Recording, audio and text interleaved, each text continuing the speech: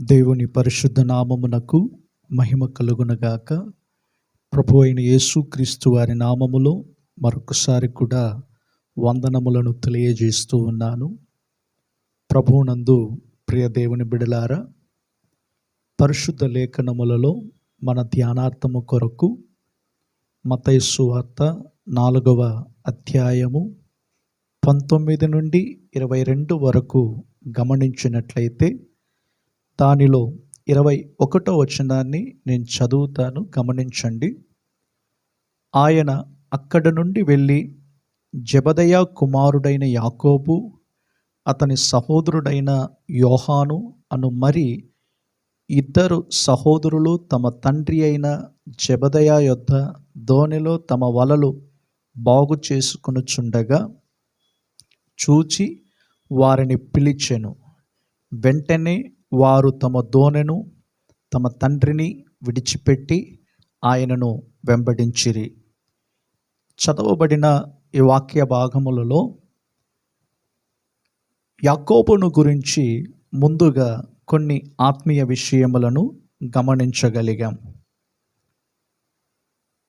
మన ఆధ్యాత్మిక జీవితములలో కూడా యాకోబులో ఉన్న అటువంటి స్వభావములను మనం విడిచిపెట్టి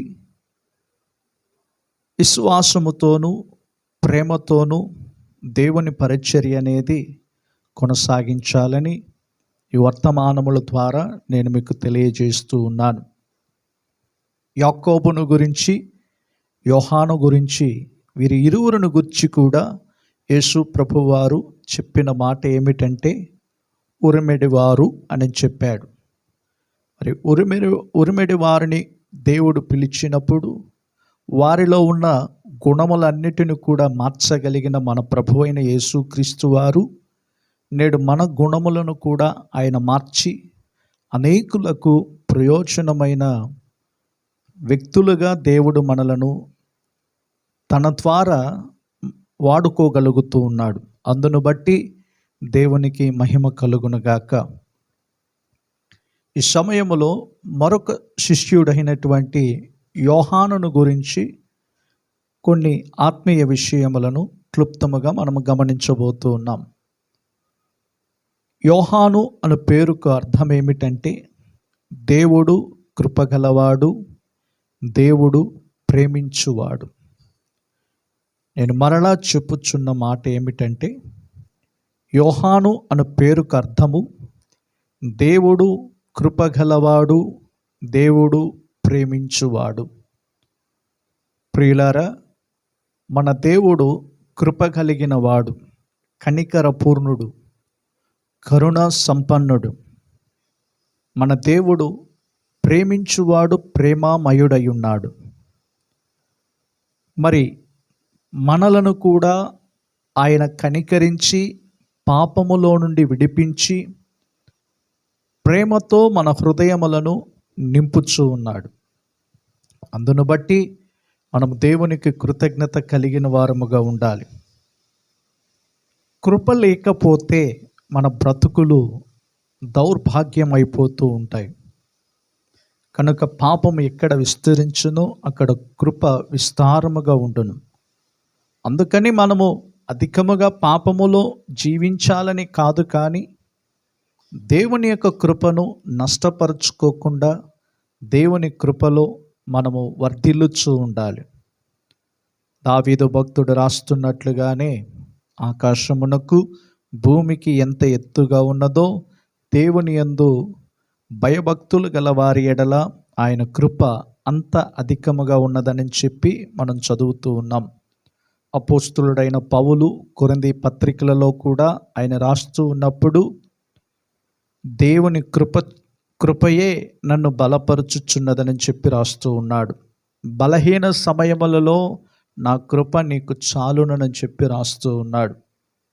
కనుక ఈ విధంగా దేవుని కృప అనేది మనము ప్రతిరోజు అనుభవిస్తూ దేవునిని అధికముగా మనం ప్రేమించుచూ ఉన్నట్లయితే మన జీవితంలో కొన్ని గొప్ప కార్యములను దేవుడు చేయగలుగుతూ ఉన్నాడు.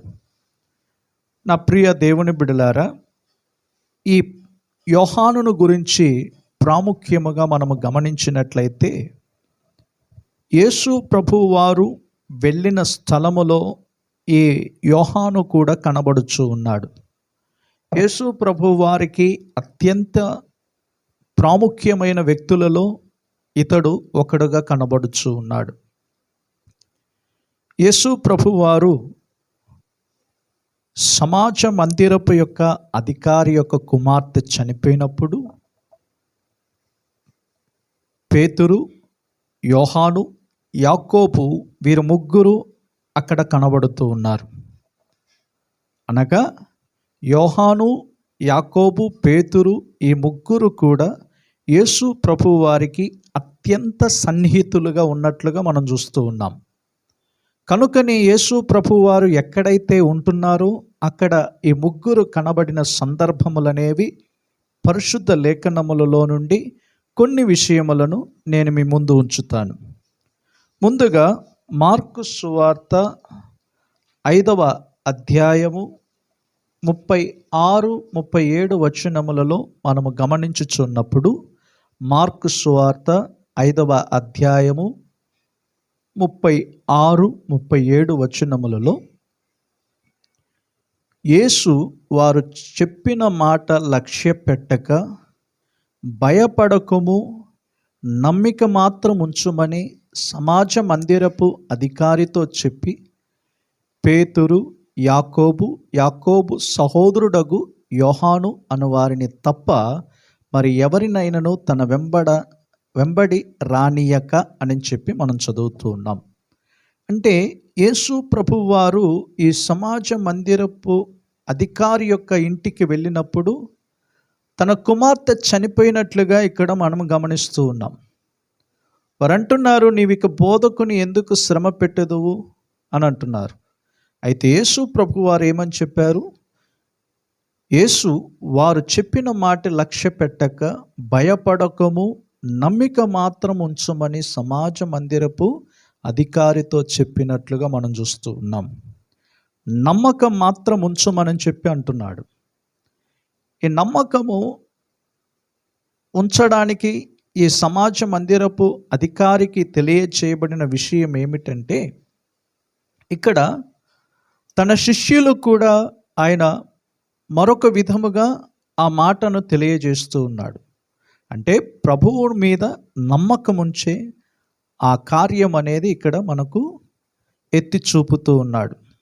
కనుకనే పేతురు, యాకోబు సహోదరుడు యోహాను అనువారు తప్ప మరి ఎవరినైనాను తన వెంబడి రానియక సమాజ మందిరపు అధికారి ఇంట వచ్చి వారు గొల్లగా నుండి చాలా ఏడ్చుచు ప్రలాపించుచు నుండుట చూచి అని అంటున్నారు.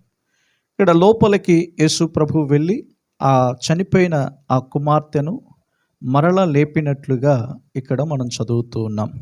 నా ప్రియ దేవుని బిడ్డలారా, ప్రభువు నందు మనము నమ్మకం మాత్రం మనం ఉంచినప్పుడు మన ఆధ్యాత్మిక జీవితములలో తిరిగి బ్రతికించబడుతూ ఉన్నాం. చనిపోయిన వారిని యేసు ప్రభు వారు ఎలాగ లేపగలిగాడో ఆ విధంగానే మనము ప్రభువు మీద మాత్రము నమ్మకం ఉంచినప్పుడు మన జీవితాలు బాగుపడతాయి. మనుషుల మీద మనం నమ్మకం ఉంచగా మనము కొన్ని సందర్భాల్లో మోసపోతూ ఉంటాం, కొన్ని సందర్భాల్లో నష్టపోతూ ఉంటాం, కొన్ని సందర్భాల్లో అవమానములు మనం ఎదుర్కోవాల్సి వస్తుంది. కనుకనే భూమి మీద నాసికారంధ్రములలో శ్వాస కలిగిన ఏ వ్యక్తిని కూడా నమ్మవద్దని చెప్పి వాక్యం మనకు తెలియజేస్తున్నట్లుగానే మన ప్రభువు మీద నమ్మకం మాత్రం ఉంచుదాం. రెండవ సందర్భాన్ని మనము గమనించినప్పుడు పేతురు, యోహాను, యాకోబు వీరు ముగ్గురు కూడా యేసు ప్రభువు వారు ఒక కొండ మీదకు తీసుకుని వెళ్ళినట్లుగా మనం చూస్తూ ఉన్నాం. మత్తయి సువార్త 17వ అధ్యాయం 1వ వచనములోను, మార్కు సువార్త 9వ అధ్యాయం 2వ వచనములోను, లూకా సువార్త 9వ అధ్యాయము 28వ వచనములలో మనము గమనించినట్లయితే ఈ వాక్య భాగముల అన్నిటిలో కూడా మనము ప్రాముఖ్యముగా యేసు ప్రభువు వారు కొండ మీదకు వెళ్ళినప్పుడు అక్కడ రూపాంతరము చెందినట్లుగా మనం చూస్తూ ఉన్నాం. మార్కు సువార్త 9వ అధ్యాయము 2వ వచనములో నుండి 6 దినములైన తరువాత యేసు పేతురును యాకోబును యోహానును మాత్రం వెంటబెట్టుకొని ఎత్తైన ఒక కొండ మీదకి ఏకాంతముగా వారిని తోడుకుని పోయి వారి ఎదుట రూపాంతరము పొందెను. చూడండి, ఇక్కడ రూపాంతరము పొందెనని చెప్పిన కార్యం అనేది మనం చూస్తూ ఉన్నాం. అంటే యేసు ప్రభువు వారు వారిని వెంటబెట్టుకుని ఒక ఎత్తైన కొండ మీదకు తీసుకుని వెళ్ళాడు. దీని అర్థం ఏమిటి? మన ఆధ్యాత్మిక జీవితములలో మనము ప్రభు సన్నిధిని కాపాడుకుంటూ ప్రార్థనలో మనం ఎదుగుతూ ఉన్నట్లయితే, ప్రార్థనా జీవితం మనలో ఉన్నట్లయితే రూపాంతరము చెందేవారముగా ఉంటున్నాము. నేడు క్రైస్తవులమైన మన జీవితాలలో ప్రార్థనా జీవితం అనేది కాపాడుకుందాం. మనలో ప్రార్థన అనేది అధికముగా, దేవునితో కూడా సన్నిహితముగాను, దేవునితో కూడా ఐక్యత కలిగిన వారముగా ఉందాం. మన జీవితములలో అనేక విధములుగా బిజీ లైఫ్ అనేది కొనసాగుతూ ఉంది. నేడు చాలామంది సమయం అనేది దొరకలేని స్థితిలో ఉన్నారు. బైబిల్ చదవడానికి, ప్రార్థించడానికి సమయం సరిపోవట్లేదని అంటున్నారు. కనుక ఏ విధము చేతనైనను పేతురు, యోహాను, యాకోబు యేసు ప్రభువుతో ఉన్న సందర్భం అనేది 2వ సందర్భము ఇక్కడ మనం గమనిస్తూ ఉన్నాం. అనగా యేసు ప్రభువుతో పాటు ఎత్తైన కొండ మీదకు వెళ్ళి అక్కడ ప్రభువుతో పాటు ఉన్నారు. అలాగే మన జీవితాలలో కూడా దేవుని సన్నిధిలో మనం పాలు పొందుతున్నప్పుడల్లా, ప్రార్థించుచూ ఉన్నప్పుడల్లా మనము రూపాంతరపరచబడే అనుభవంలోనికి మనం వెళుతాం. కనుక నా ప్రియ దేవుని బిడ్డలారా, ప్రార్థనా జీవితం ఎవరైతే కలిగి ఉంటారో వారు రూపాంతరము చెందగలరు. నీవైనను నేనైనను దేవుని సన్నిధిలో ప్రార్థనలో మనం ఏకీభవించినప్పుడు, ప్రార్థనలో మనము దేవునితో కూడా సహవాసం కలిగినప్పుడు మనము రూపాంతరము చెందగలుగుతూ ఉన్నాము. ప్రేమ కలిగిన మా తండ్రి, మీకు స్తోత్రాలు చెల్లిస్తూ ఉన్నాము. ఆశీర్వదించబడిన ఈ సమయములో యోహాను శిష్యుని గురించి క్లుప్తముగా కొన్ని మాటలు తెలుసుకోవడానికి మీరు మాకు కృప చూపారు. అవును తండ్రి, మా జీవితాలలో మీ మీద నమ్మకముంచి మీ సన్నిధిలో ప్రార్థించే వ్యక్తులుగా మమ్మల్ని మార్చండి. ఈ వర్తమానం వింటున్న ప్రతి ఒక్కరి జీవితాలలో ఒక గొప్ప మార్పు కలగాలని ప్రార్థిస్తూ, సమస్త స్తుతి, ఘనత, మహిమ, ప్రభావములు మీరే పొందుకోమని యేసు నామములో ప్రార్థించుచున్నాము తండ్రి. ఆమెన్. Praise the lord.